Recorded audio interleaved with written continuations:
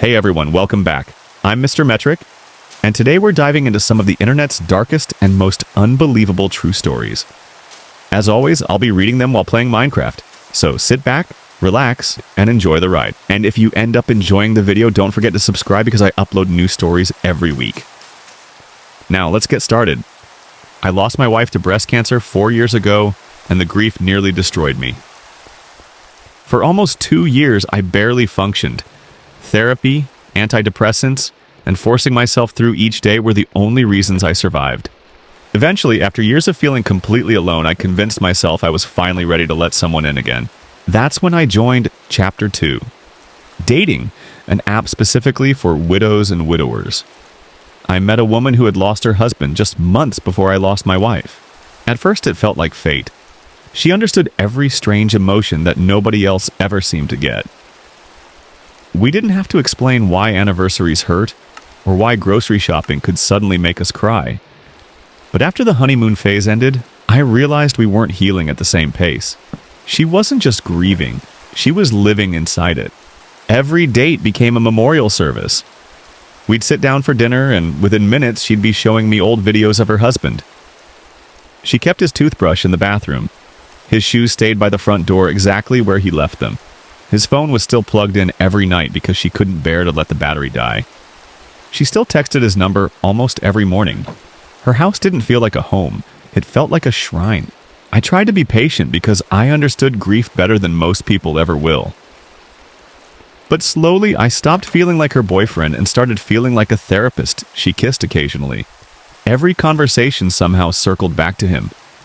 Every vacation idea reminded her of a trip they never got to take. Every restaurant reminded her of a date they'd had. Sometimes she'd accidentally call me by his name, then apologize while crying for an hour. I started feeling guilty for wanting to move forward with my life. It almost felt like my healing was somehow disrespectful to her pain. Then work became my escape. A new coworker transferred into our department. She knew nothing about my past. Around her, I wasn't the widower. I wasn't someone's emotional support system.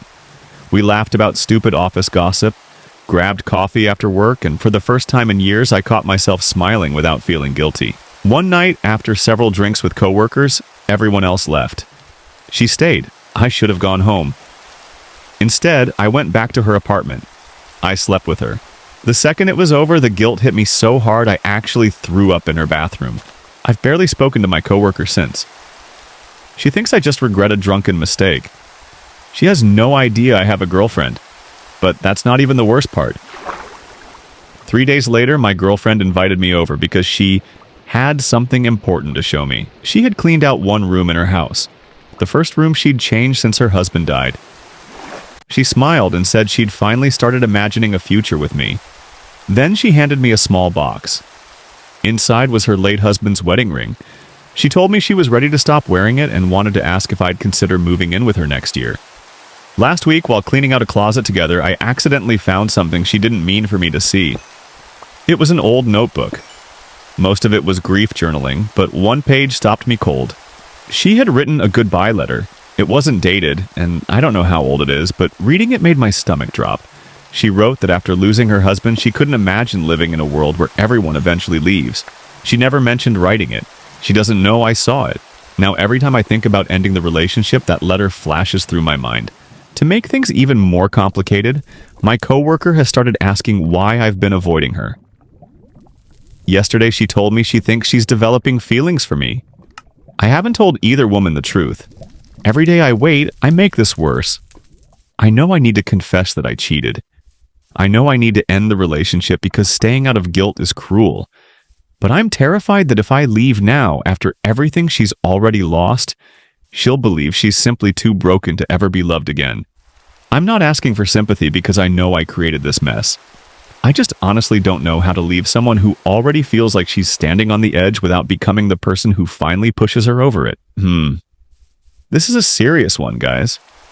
What do you think? What's the way out of a mess like this? On one hand, he cheated, and there's no excuse for that. On the other hand, staying with someone out of guilt isn't love either. Should he tell her the truth and risk breaking her completely, or keep pretending until she's in a better place? I'm really curious to hear your thoughts on this one.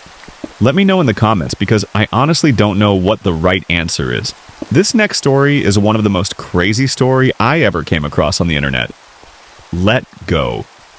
When I met her, I genuinely believed she was the strongest woman I'd ever known.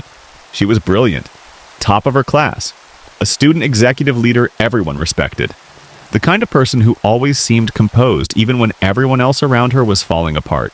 She wasn't just beautiful. She made me believe people could survive anything. After 2 months of dating, we made a promise. No secrets. We both had painful pasts and we agreed that honesty would be the foundation of whatever we were building. One night, while we were sitting in my apartment, she looked at me with tears in her eyes and said, "If I tell you something, you'll never look at me the same."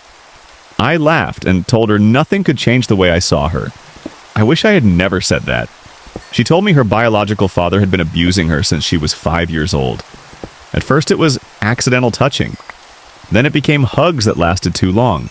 Then kisses. Then manipulation.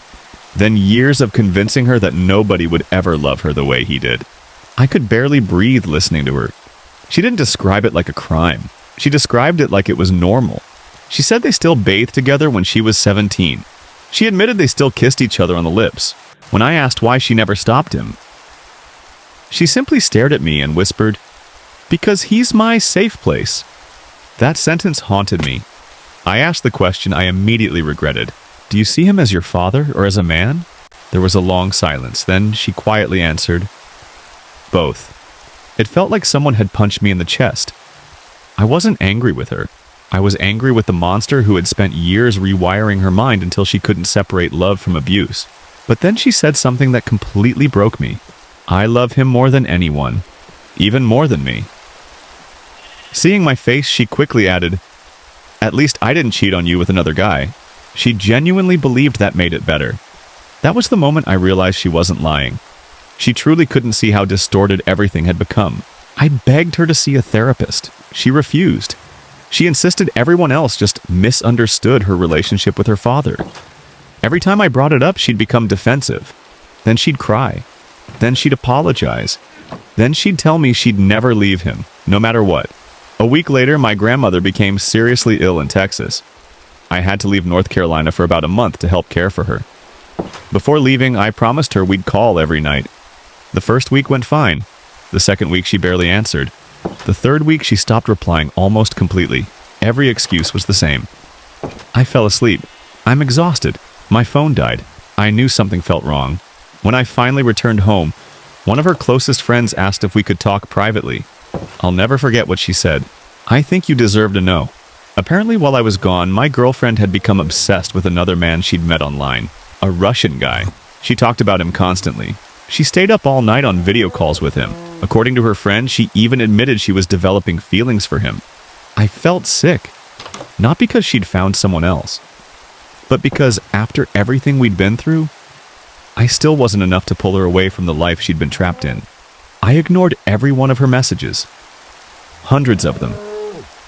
Finally, she sent one that made my blood run cold. "If you leave me, I'll kill myself." At first, I thought it was manipulation, until her best friend called me crying. She told me this wasn't the first time she'd threatened it. Apparently, she'd attempted once before. I spent the entire night outside her apartment trying to decide whether I should go inside or walk away forever. I chose to stay.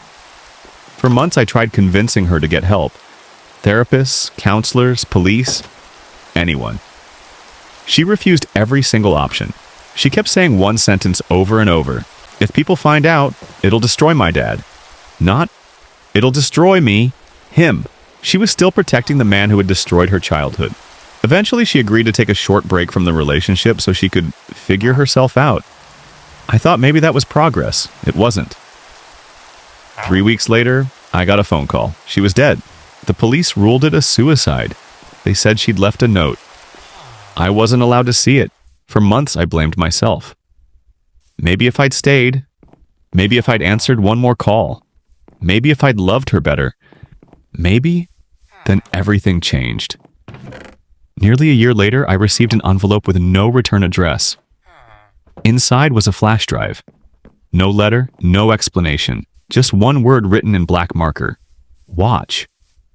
The drive contained dozens of hidden recordings. Some were years old. Some were only weeks before she died. Videos, voice recordings, screenshots, conversations, evidence. Her biological father hadn't stopped abusing her. He'd simply become better at hiding it. The online Russian man? He never existed. Every account, every message, every video call, all fake. Created by someone using software to hide their identity. The IP address investigators eventually traced led back to her father's home. He'd created an imaginary man, just to convince everyone she was unstable, to isolate her, to make sure nobody believed anything she said if she ever spoke out. Then I watched the final recording. She was crying, looking directly into the camera. "If anything happens to me..." She paused. "Please don't let people believe I chose this." The video ended there. No goodbye, no explanation. The police still say it was suicide. Her father attended the funeral. He cried louder than anyone else. No charges were ever filed. Sometimes I wonder if I failed the woman I loved. Other times, I wonder if she was murdered by the one person she spent her entire life trying to protect. And that's the question that still keeps me awake every single night. This one honestly gave me chills. If even half of this is true, I think this needs to be in the hands of law enforcement for a thorough investigation. There are predators who spend years manipulating their victims until they can't tell the difference between love and abuse. And that's one of the darkest forms of control imaginable. The flash drive, the recordings, the fake online identity, those are things that deserve to be investigated, not ignored. If someone left evidence like that, I'd want the authorities to examine it carefully. What do you guys think? Does this sound like a suicide, or do you think there's enough here to justify reopening the case? Let me know your thoughts in the comments. Alright guys, let's end it here for today. I've got plenty more dark and interesting stories lined up, but I don't want to make this video too long. Plus, I think it's time for me to take a break from Minecraft for a bit. If you enjoyed today's stories, don't forget to like, subscribe, and leave your thoughts in the comments. I read them all. Thanks for hanging out with me, and I'll see you in the next one, coming very soon. Take care, everyone.